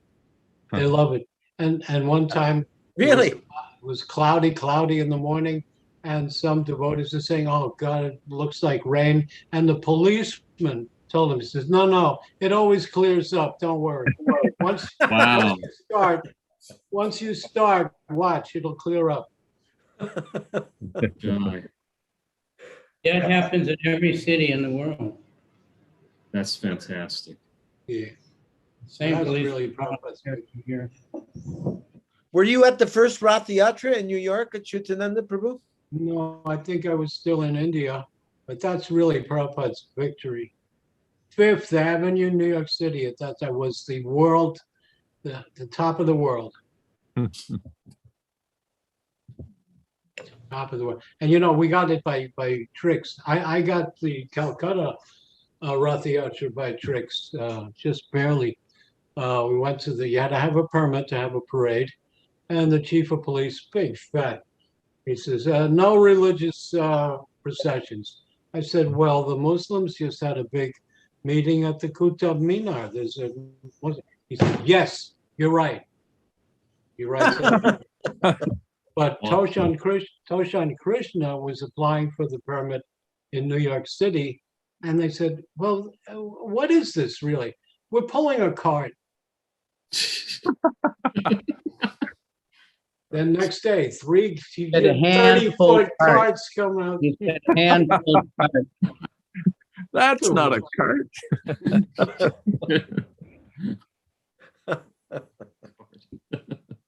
What year was that? Acyutananda know. in Calcutta. Calcutta, I'm not sure. I went with Jayapataka Swami. Okay. And no, Krishna puts words in your mouth sometimes. Dadami buddhi yogam tam. Yenamamupayanti. This was no booty. This I just said, well, they had a Muslim festival in a city park, government-owned property, and there's a big Muslim tower there, a big minar tower. This is a good sign. It means America is opening up if they're allowing us to have a Rath Yatra. Yeah, New York, that was a lockdown for a year. This is major. When I arrived there 2 years ago for the Rath Yatra, I was so inspired by Haṅsarupa Prabhu. It looked like he had 8 arms. He was constantly engaged. He was so busy. Wow. He takes a lot on himself. Is that court case over now, Kavichandra Swami, with New York? There's no more court cases and no more lawyer fees and all of that? Over the Brooklyn temple, you mean? Yeah, Yeah, does Kavichandra know? Is he still on? he's I there. don't know. It's been on hold because they had all the courts closed, you know. Yeah, that could be good. You know, But Haṅsarupa Prabhu told me, he says that they've been offered $100 million for that property. Wow. yeah, the value keeps going up. And the neighborhood is really crazy now. There's apartments selling that start at $900,000 or something just around the corner, and luxury hotels next door, across the street. You know, everything really up there. You know. Last time when I went to the Rath Yatra Acyutananda Prabhu,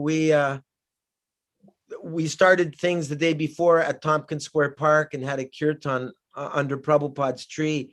I guess you probably lost track of how many times you sat under that tree with Srila Prabhupada, I bet.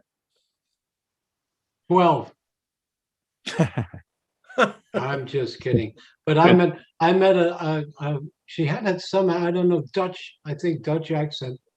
And she went back there and and she got some permit to put a plaque because the tree was going, and to put a little fence, and then on a bench or something, you could put a plaque that this was the inauguration of Prabhupada's kirtan. I met a professor here in Guelph, Ontario, and he told me, Indian professor, and he told me that was a rare type of elm tree, and that he was going there to, I don't know, graft it or to preserve it, because he said a lot of the elm trees were dying in North America, and that was a special tree. Dutch elm, yeah, there was a blight. Yeah.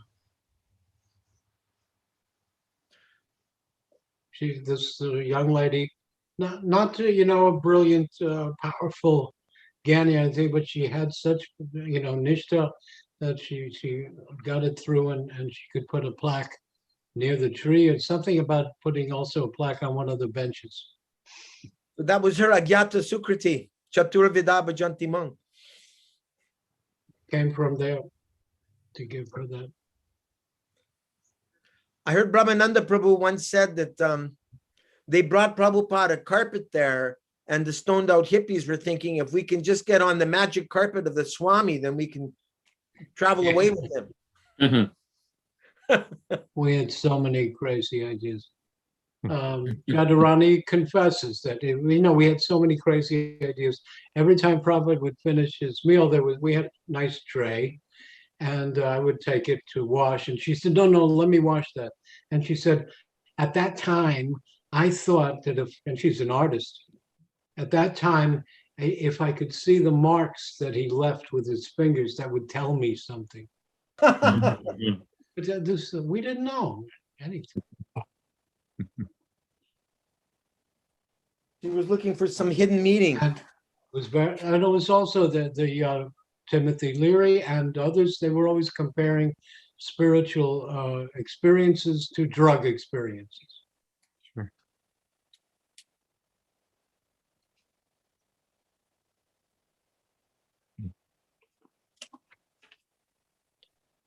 Very visual. And Prabhupada changed it to audio. Mm. Said, you want to see God? Because, there was a very strong story that everybody knew about Vivekananda meeting Ramakrishna. He says, have you seen God? He says, yes, and I speak to him more intimately than I'm speaking to you, even though his God was formless. So there was all this thing that someone, a latter-day saint, could say that he sees God. We were trying to see God with the drug experience. But Prabhupada said, you want to see God? Why not hear God? Sure.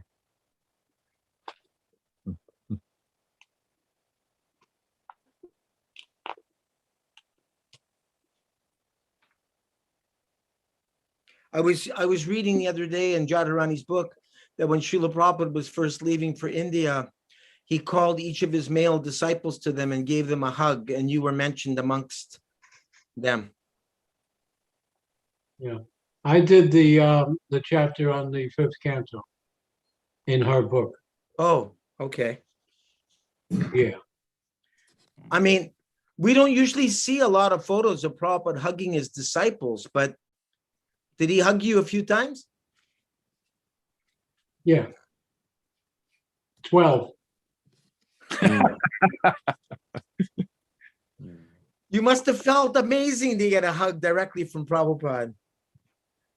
Oh yeah.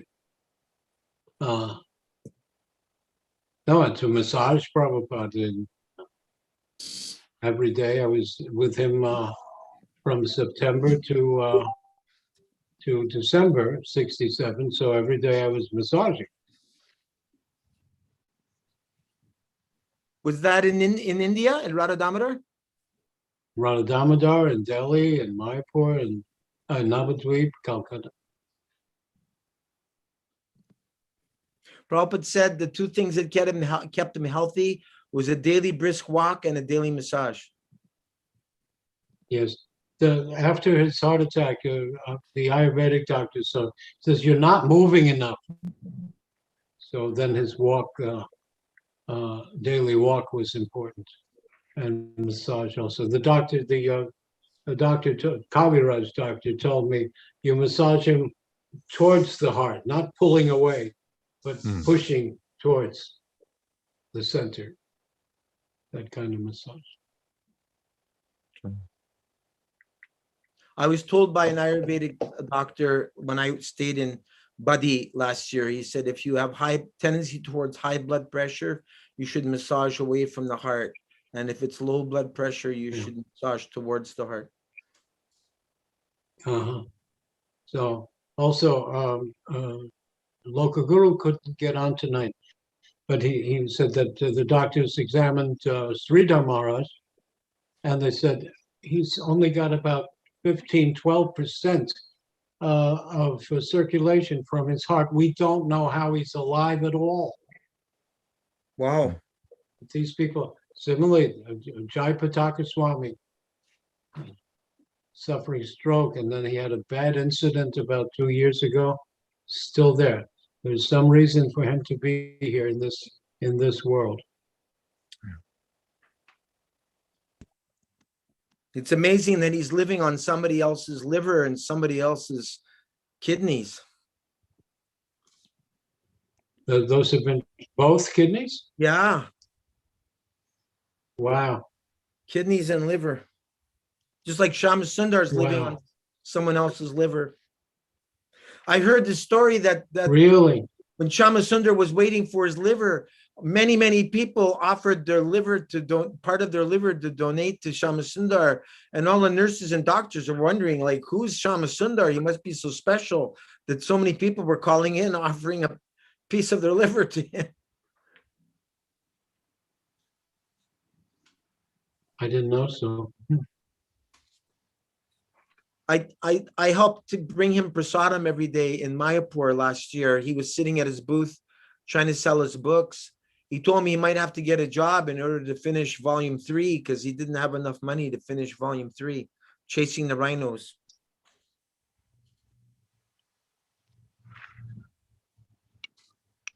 Did you have much interaction with Shama Sundar, Prabhu? No, I was in India. He was in London. London. But then I got a call somewhere. He said, tomorrow I'm going to meet with the Princess of Norway. And could you come here? And because she's into Mayavad, and you could talk her out of it, and we could wine and dine her for a while, and then you could answer questions. Could you come up to Norway? No, I can't come up to Norway from Vrindavan.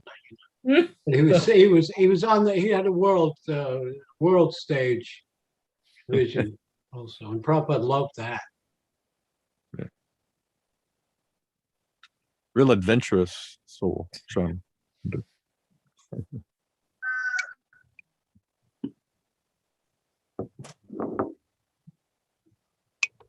Thank you There's very much. Yes, go on. Kaviraj, there's that picture of Navadvip, of Mayapur, so is Kavi Chandra still with us?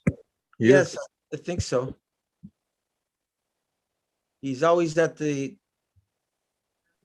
sands of the Jalangi and the Ganga. Yeah. Across the Jalangi is very, very beautiful. There are Vaishnavas that live there.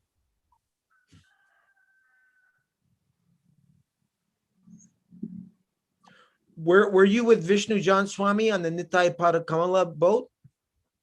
No. Okay.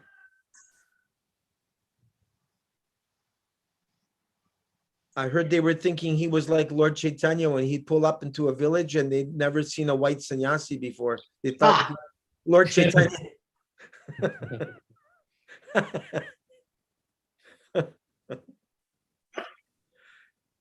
I'd like to thank everybody for coming together, and we'll continue Wednesday night. If you could be so kind to bless us with your association. Vanchakalpa Trubhyascha Kripa Sindhu Patitanang Pavanebhyo Srila Prabhupada Ki Jai, Nitai Gaur Premanandi, Hari Hari Bo. Hari Hari.